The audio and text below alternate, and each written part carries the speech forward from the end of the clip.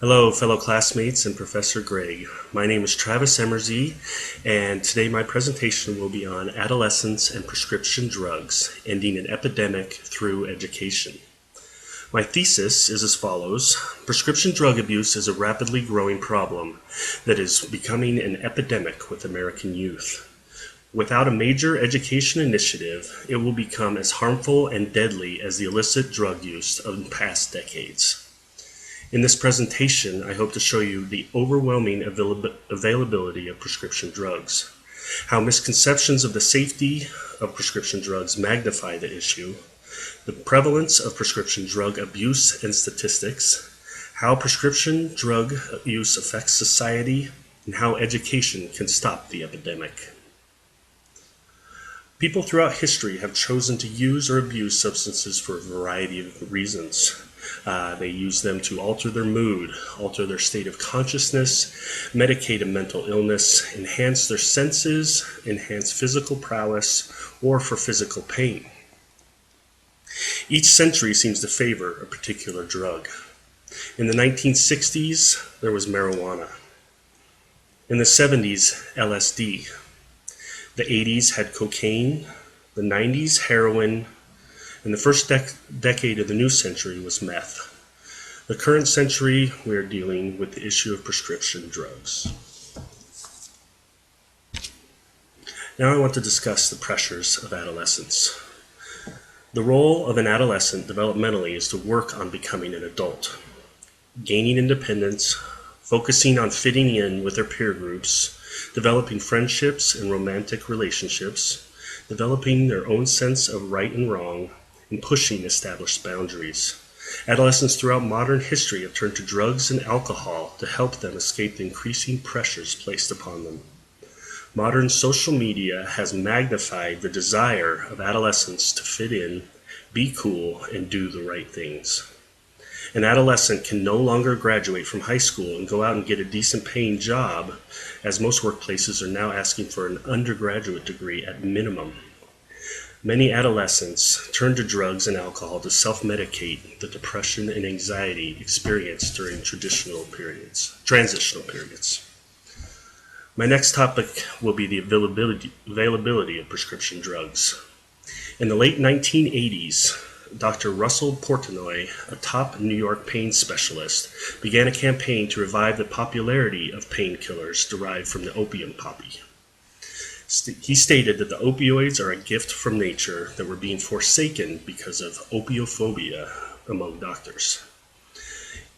His work caused the Federation of State Medical Boards in 1998 to release a recommended policy reassuring doctors that they would not face regulatory action for prescribing even large amounts of narcotics as long as it was in the course of medical treatment. This basically created a new norm where pain was to be treated as fervently as illness and disease. Now pain medications would be easier to prescribe and patients would have relief from chronic pain. Pharmaceutical companies were paying close attention and began to create and market new opioids, especially for the treatment and management of chronic pain. When the medical culture shifted the way it would treat pain, the pharmaceutical companies saw a way to make large amounts of cash. These companies lobbied physicians, research groups, and politicians to speak on their behalf. They spent millions of dollars to keep their medications in circulation. Consequences be damned. Unfortunately, there has been little discussion or consideration from these companies regarding how easy it is for teenagers to get a hold of these medications and use them improperly. Then there is the ease of attainment of prescription drugs. The only way for a teenager to get their hands on alcohol or illicit drugs is to break the law. When prescription drugs are considered, the story for some can be quite different and less risky as far as how easy it is to obtain the drugs. According to Graham, Knight, and Karsh, a population of adolescents engaged in using prescription drugs was questioned. Many of the teens cited ease of access as a reason for increased use. A majority reported parents' medicine cabinets and/or medicine cabinets of friends and relatives as a major access point. 59% were given narcotics other than heroin from a friend or relative, and 19% took them for a friend or relative without asking. When the teenager is able to get the drugs they are seeking to fit in or relax from a stressful day from their own homes or the homes of those close to them, the question becomes, why use anything else? The medications are in their home, free, to them at least, and are manufactured under FDA guidelines by drug companies, thus keeping teens from ever worrying about the quality of, or the purity of the drug. So prescription drugs, they're safe, right? While medications may be readily accessible for teens who decide to use substances, another much more frightening concern to consider is that most adolescents believe that these drugs are prescribed and authorized by a physician for someone in their home, that prescription drugs are safe regardless of the fact that the medication is not prescribed to them personally. Teens frequently characterize their misuse of prescription drugs as responsible, controlled, or safe. Beginning in the summer of 2006, the mainstream press, parenting newsletters, and the drug treatment literature began publishing warnings about teens who had overdosed and sometimes died after ingesting fistfuls of prescription drugs at a farm party. When a teenager goes to a farm party, they get into family members' medicine cabinets and grab a handful of medications. Their mother's oxycodone from a recent back surgery to grandma's metformin to control her blood sugar. The adolescents drink alcohol at these parties and then add a handful of pills in an attempt to see how high they can get, and often end up creating a cocktail that can end up fatal. Now I want to share some statistics with you all. The year 2004 saw nearly 1 in 4 adolescents aged 12 to 17 using prescription pain medications for non-medical reasons. The 2005 Partnership Attitude Tracking Survey, or PATS, study found that 40% of teens agree that prescription drugs are much safer than using illegal drugs, even without a prescription. The National Drug Control Strategy of 2009 stated that in 2007, over 2.5 million people over the age of 12 had used prescriptions for non-medical reasons. Bartleson, Bailey, and Lowenstein found in their study from the Brown University Child and Adolescent Behavior Letter that 86.3% of intentional exposures to prescription drugs occurred in the adolescent's home, while only 3.5% happened at school. In 2006, there were as many new abusers of prescription drugs as new users of marijuana. Every day, almost 2,500 teens abuse a prescription medication for the first time. Perhaps the most telling statistic, again, comes from another Brown University Child and Adolescent Behavior Letter. It states that teen abuse of prescription and over-the-counter medications equals or exceeds the number of illicit drugs, including ecstasy, crack, methamphetamine, LSD, ketamine, heroin, and GHB. Now I'd like to discuss how prescription drug abuse affects society. Substance use by teens can impair brain maturity and inhibit learning, thinking, and judgment. Along with the potential for addiction, teens don't understand the short and long-term consequences of indulging in those dangerous substances. In addition to addiction, abuse of prescription and over-the-counter medications can lead to liver and kidney damage, seizures, withdrawal symptoms, respiratory depression, and death.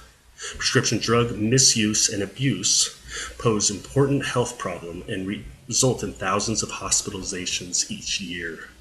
Many adolescents will move from opioids to street heroin. This often leads to hospitalization and/or death due to overdose. There is an enormous strain on the treatment centers that simply do not have room for the influx of addicts.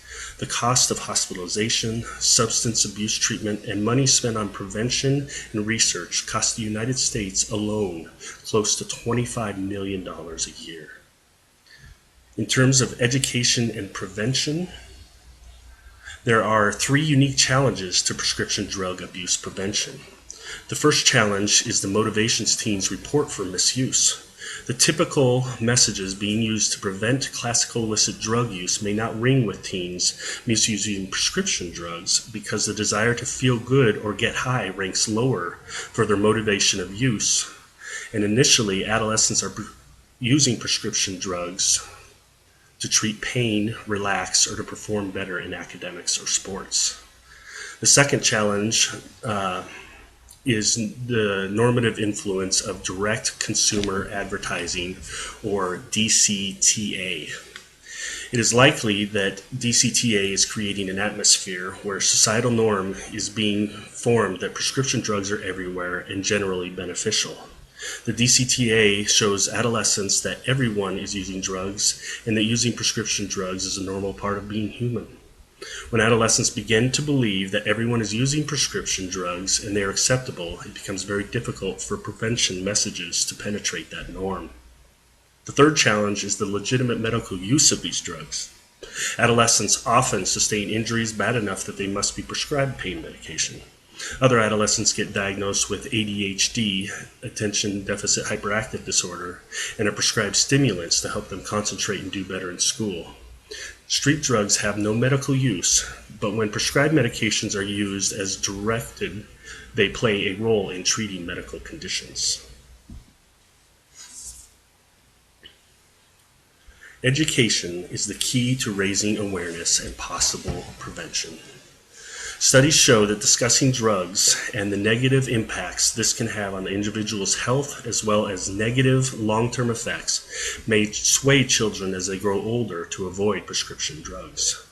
Parents are a huge part of this. Enlisting the support of parents and providing them with education will encourage conversations at home with children about the negative impact of drug use. The state of Idaho has even begun providing education and awareness. A policy has been developed to help make the community aware that non-medical drug prescription abuse is happening right here in our own neighborhoods. Perhaps you've seen the Be Aware, Don't Share billboards around town.